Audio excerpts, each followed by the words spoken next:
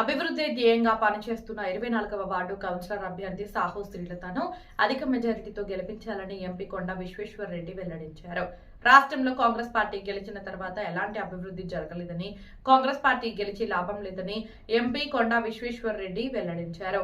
వికారాబాద్ జిల్లా తాండూరు పట్టణంలోని 24వ వార్డులో ఎన్నికల ప్రచారంలో భాగంగా ఎంపీ కొండ విశ్వేశ్వర్ రెడ్డి పాల్గొన్నారు. 24వ వార్డు కౌన్సిలర్ అభ్యర్థిగా ఉన్న సాహు శ్రీలతను అధిక మెజారిటీతో గెలిపించాలని కోరారు.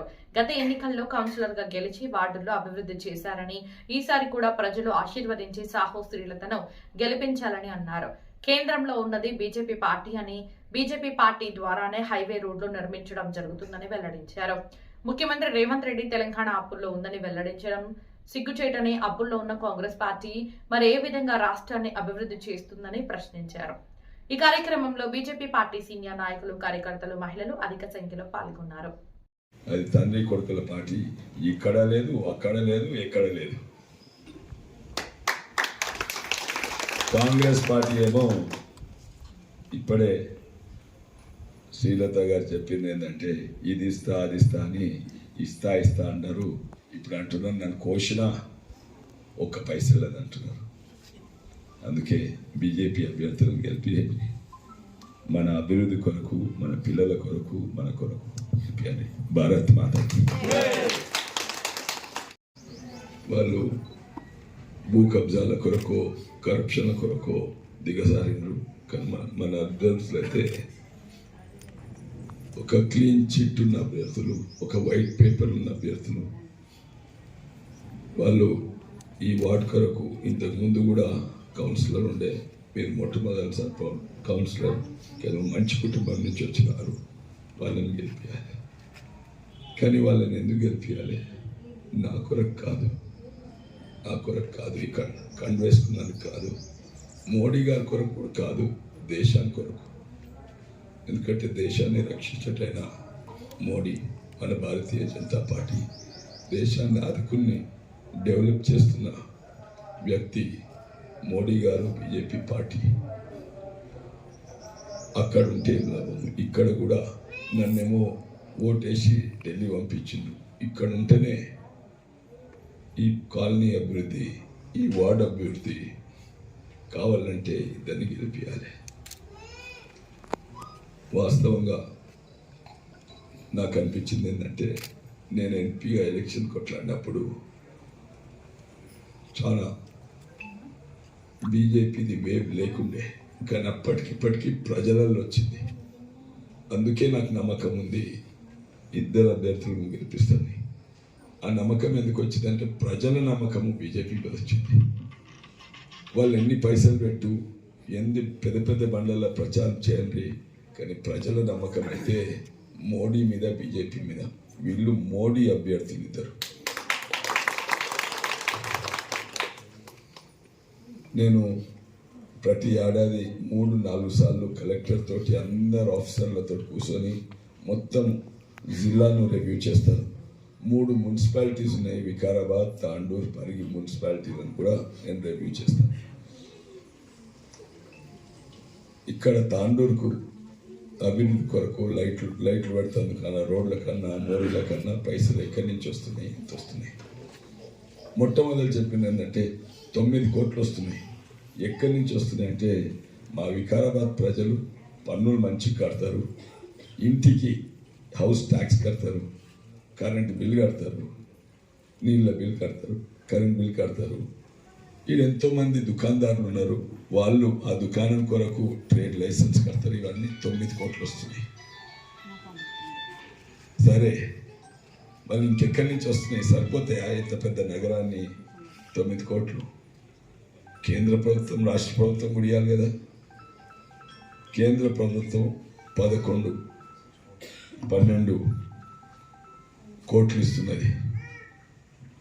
మళ్ళీ రాష్ట్ర ప్రభుత్వం ఇవ్వాలి కదా, ఏమీ ఇస్తలేదు. అదే కాక ఇక్కడ పన్నుల నుంచి అక్కడ పోతున్నాయి. మనం పెట్రోల్ ఒప్పించుకుంటే ఇంత ట్యాక్స్ కడతాం, అవి ఇక్కడ రాష్ట్ర ప్రభుత్వానికి పోతున్నాయి.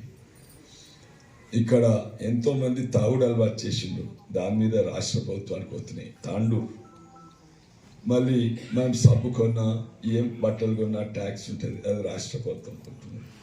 అవి మనకేం వస్తలేవు అంటే ఏమన్నట్టు, మనకు రాష్ట్ర ప్రభుత్వం ఏమి ఇస్తలేదు. మనం ఆదుకునేది కేవలము తాండూరు ఎట్లా నడుస్తుందంటే మీరు కట్టే పన్నులు, మోడీ పంపించే నిధులు, రాష్ట్రం ఏం పంపిస్తలేదు. ఇంకా మీరు రాష్ట్రానికి దానం చేస్తున్నారు.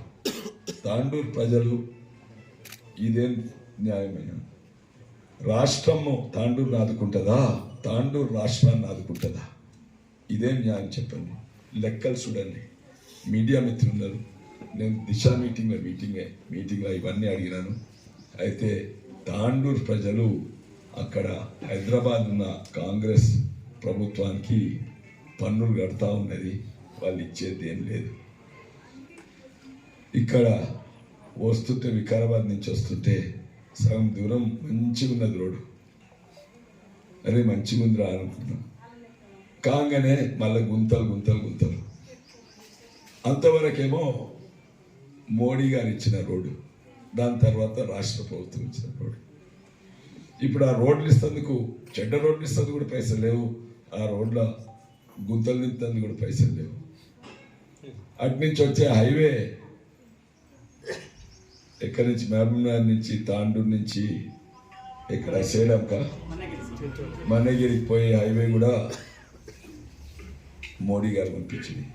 అత్యధిక మెజారిటీతో కూడా గెలుపొందడం జరిగింది. మరి అంతేకాకుండా గెలిచిన తర్వాత అతి తక్కువ సమయంలోనే నాకు జిల్లా మహిళా మోర్చా అధ్యక్షురాలిని, తర్వాత రాష్ట్ర కార్యదర్శిగా కూడా నాకు అవకాశం లభించింది. మరి ఇంత స్థానానికి వెళ్ళానంటే నా వార్డు ప్రజల యొక్క నాకు కల్పించినటువంటి అవకాశం మీ అందరూ సహకరించారు కాబట్టి నేను అంత స్థాయికి వెళ్ళాను. కాబట్టి అందరికీ కూడా ఆ క్రెడిట్ అంతా నా కాలనీ ప్రజలదనేసి నేను తెలియజేస్తున్నాను. మనకు కరోనా సమయంలో మరి ఏ నాయకులు ముందుకు వచ్చారండి? ఒక్కసారి ఆలోచించండి. మరి ఆ రోజు సేవ ఎక్కడ పోయింది? ఈరోజు సేవ అనుకుంటూ తిరుగుతున్నారు. మరి కరోనా సమయంలో కూడా ప్రజలు కూడా పట్టించుకోవాలి కదా. మరి ఆ రోజు ఎక్కడ పోయినరు? ఆ రోజు ఏంది? ఇప్పుడు ఎన్నికలు రాగానే బయటికి రావాల్సినటువంటి ఉద్దేశం ఏంది? కేవలం వాళ్ళకు ఉన్నటువంటి ఆస్తులు కాపాడుకోవడానికి లేదా కబ్జాలు చేయడానికి మాత్రమే వాళ్ళు ఇక్కడ ఓట్ల కోసం వస్తున్నారు అనేది మనమందరం కూడా గుర్తించుకోవాలి. మరి ఇక్కడ మన కాలనీ లోపల, శాంతప్ప కాలనీ లోపల డ్రైనేజ్ ఇబ్బంది ఉండడం వల్ల ఆ ఇంట్లో సరౌండింగ్ ఏరియా మొత్తము నీళ్ళు వస్తాయి. మరి ఆ రోజు ఒక్కరోజు కూడా ఆ సమస్య కనిపించలేదా మీకు?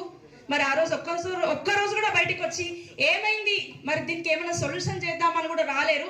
ఇప్పుడు ఓట్ల కోసం వచ్చేసి ఖచ్చితంగా మాకు ఇవ్వండి, మాకు అవకాశం ఇవ్వండి, మరోసారి అవకాశం ఏంటంటే ఇంతకుముందే అవకాశం ఇచ్చిండ్రు. అవకాశం ఇచ్చినప్పుడు మరి అప్పుడేం చేశారు? మరి ఇప్పుడు ఎందుకు అవకాశం ఇవ్వమని అడుగుతున్నారు అనేసి మీ అందరి ముందు కూడా ఒక్కసారి మీరు అందరు కూడా ఆలోచించాల్సిన విషయం అని తెలియజేస్తున్నాను. మరి నేను వచ్చిన తర్వాత 2 సంవత్సరాలు కోవిడ్లో పోయింది. మరొక సంవత్సరం అధికార పక్షం యొక్క అంతర్గత పోరాటం వల్లనే ఇంకొక సంవత్సరం బడ్జెట్ లాస్ అయిపోయింది. దాదాపు 2 సంవత్సరాల కాలంలోనే 24 వాడికి 1,05,00,000 రూపాయలతో నిధులతో నా వార్డును అభివృద్ధి చేశాను. అది కూడా పార్టీలకు అతీతంగా అభివృద్ధి చేశాను. పార్టీలకు అతీతంగా సమస్య ఎక్కడ ఉంటే సమస్య ఉన్న చోటనే మనం పరిష్కరించాలని చెప్పేసి, ఎక్కడైతే దాదాపు 10-15 సంవత్సరాల నుంచి రోడ్లు లేవో మొట్టమొదట అక్కడే నేను ప్రియారిటీ ఇచ్చి నా కాంగ్రెస్ సభ్యులకు అందరికీ కూడా నేను ఎవరినమ్మడే ఉండడం జరిగింది.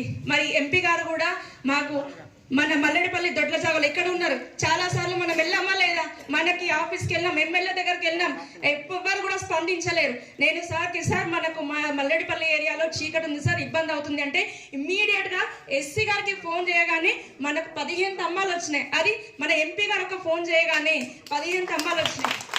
మరి అంతేకాకుండా నాపై నమ్మకంతో వాటికి 20 లక్షల నిధులను కూడా ఇచ్చారు. మరి అవి ఎక్కడైతే ఇబ్బందికరంగా ఉందో మరి వాటికి మాత్రమే ఉపయోగించడం జరిగింది.